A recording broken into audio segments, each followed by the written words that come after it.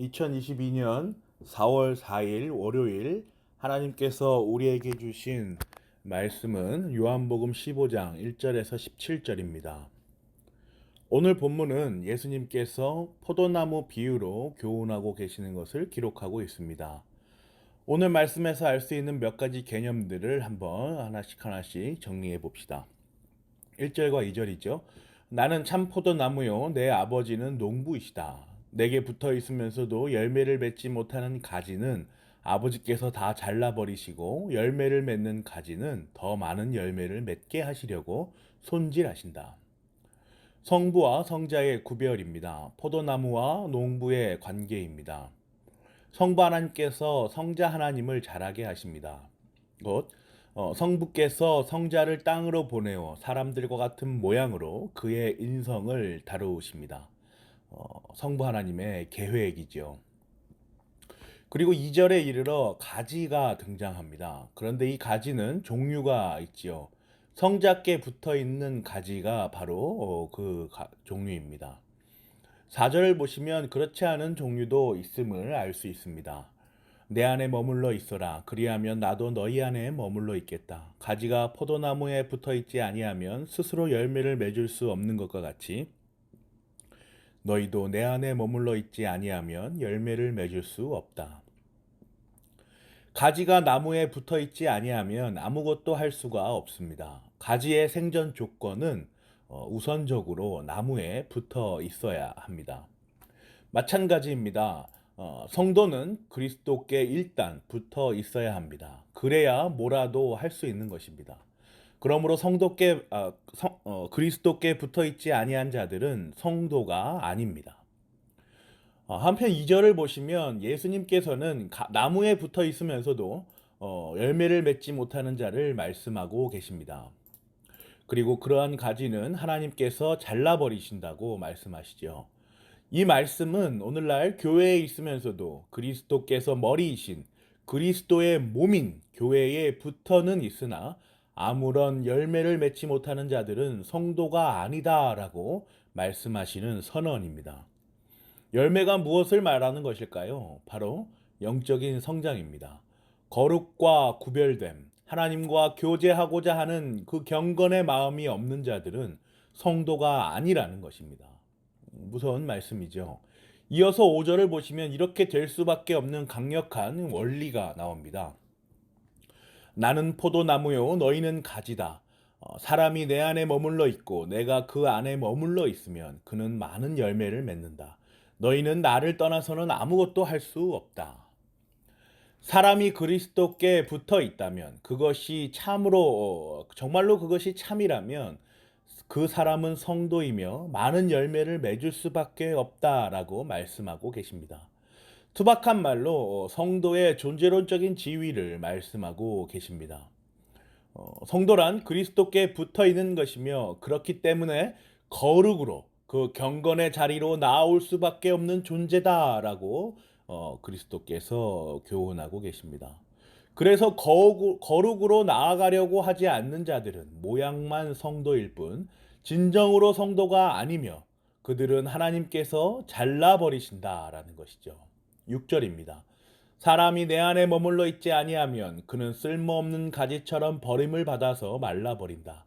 사람들이 그것을 모아다가 불에 던져서 태워버린다. 그렇기 때문에 7절을 이해할 수 있습니다. 너희가 내 안에 머물러 있고 내 말이 너희 안에 머물러 있으면 너희가 무엇을 구하든지 다 그대로 이루어질 것이다. 그리스도께 붙어 있는 성도의 삶에 있어서 실패란 존재하지 않습니다. 혹 실패로 보여지는 낙심과 절망을 경험할지라도 그것은 하나님께서 우리의 삶을 통하여 우리를 성도로 견고하게 빚어가시는 과정일 뿐입니다. 이 의미가 너희가 무엇을 구하든지 다 그대로 이루어질 것이다 라는 말씀의 의미입니다. 예수님께서는 이러한 교훈을 확장하여 설명하십니다. 성부 하나님과 자신의 관계를 통해서 말이죠. 9절과 10절입니다. 아버지께서 나를 사랑하신 것 같이 나도 너희를 사랑하였다. 너희는 내 사랑 안에 머물러 있어라.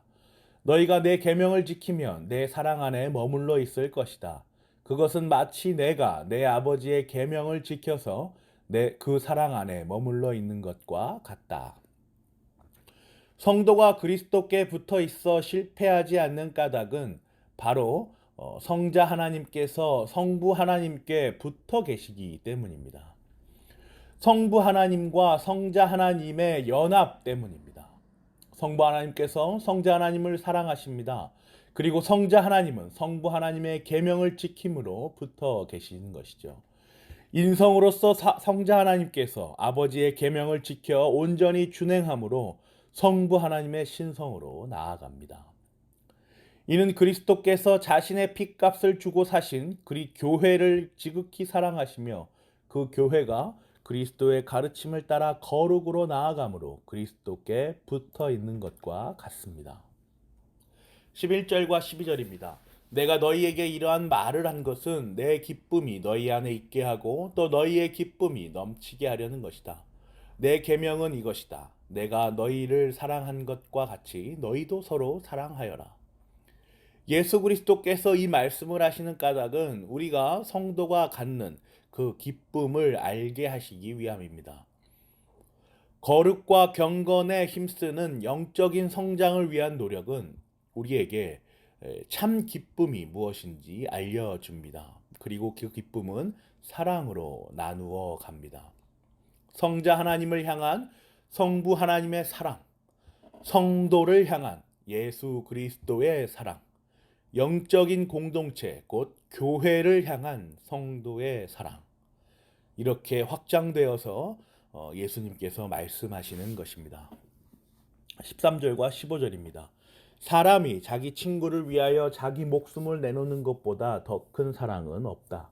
내가 너희에게 명한 것을 너희가 행하면 너희는 나의 친구이다. 이제부터 내가 너희를 종이라고 부르지 않겠다. 종은 그의 주인이 무엇을 하는지 알지 못한다. 나는 너희를 친구라고 불렀다. 내가 아버지에게서 들은 모든 것을 너희에게 알려주었기 때문이다. 예수 그리스도께서는 이어서 새로운 하나의 개념을 선언하십니다. 바로 친구라는 개념입니다. 성부 하나님께로부터 들은 모든 것을 알려준 성도에게 성자 하나님 예수 그리스도께서는 그 성도를 친구라 부르십니다. 그것을 온전히 준행하려는 사람을 성도라 부르시며 친구라고 말씀하시며 선언하십니다. 사랑하는 고향제일교회 성도 여러분, 오늘 말씀은 오늘날 우리에게 어떠한 교훈을 전달하여 줍니까? 오늘 본문은 참으로 많은 내용이 기록되어 있습니다. 농부가 포도나무를 양육하고 포도나무가 가지를 양육합니다. 성부 하나님께 꼭 붙어서 말씀하신 그대로를 준행하는 성자 하나님과 예수 그리스도께 꼭 붙어서 그대로 순종하는 성도가 기록되어 있습니다. 참 놀라운 신비이지요. 삼위일체 하나님, 본성상, 본질상 하나이신 성부 하나님과 성자 하나님의 그 신성 가운데 구별되신 그 인격으로, 그 위격으로 성부 하나님과 성자 하나님이 존재하십니다. 그렇게 성부 하나님께서 성자 하나님을 양육하시며 성자 하나님은 성부 하나님을 따라갑니다. 그렇게 구별된 위격 가운데에 동일한 본질상 하나인 신성으로 하나의 신성으로 공유하시는 성부 하나님과 성자 하나님이 계시는 것이죠. 하나이신 성부와 성자가 구별되신 성부와 성자로 그렇게 우리와 함께 연합되어 있는 것입니다. 이 관계는 사랑이 근거입니다. 성부 하나님께서 성자 하나님을 사랑하신 것처럼 예수 그리스도께서 성도를 사랑하십니다. 16절과 17절에 근거하면 이 사랑의 원천이 나오죠. 16절 17절입니다. 너희가 나를 택한 것이 아니라 내가 너희를 택하여 세운 것이다. 그것은 너희가 가서 열매를 맺어 그 열매가 언제나 남아있게 하려는 것이다. 그리하여 너희가 내 이름으로 아버지께 구하는 것은 무엇이든지 다 받게 하려는 것이다. 내가 너희에게 명하는 것은 이것이다. 너희는 서로 사랑하여라. 성부 하나님의 선택의 작정이 기록되어 있습니다. 선택하시는 그 선하신 뜻으로 택하시는 성부 하나님의 의지입니다. 우리가 행하는 것이 아닙니다. 우리가 사랑하는 것도 아닙니다. 우리가 순종하는 것도 아닙니다. 성부 하나님께서 택하기로 작정하신 그 사역 안에서 우리 안에 계신 그 삼위일체 하나님께서 인도하심 가운데 우리 안에서 역사하시는 삼위일체 하나님이 우리를 성도를 붙어 있게 하시며 그리스도의 걸음을 따라가게 하십니다. 하나님께서 택하셨습니다. 하나님께서 인도하시며 하나님께서 성도로 빚어가십니다. 성도 안에 존재하시는 그 삼위일체 하나님의 거룩하심과 그 존재 가운데에 우리가 따라갑니다. 그 존재가 삼위일체 하나님의 존재가 삼위일체 하나님으로 인도합니다. 이 견고한 연합이 바로 우리 성도의 근본이자 원천이며 유일한 위로입니다. 왜 그렇죠? 우리 안에 계시는 삼위일체 하나님이 유일하신 것처럼 그 삼위일체 하나님이 인도하시는 삼위일체 하나님으로 가는 그 길이 유일하기 때문입니다. 저와 여러분이 삼위일체 하나님께서 인도하시는 이 사역을 받아 참 사역으로 빚어지기를 간절히 기도합니다. 아멘.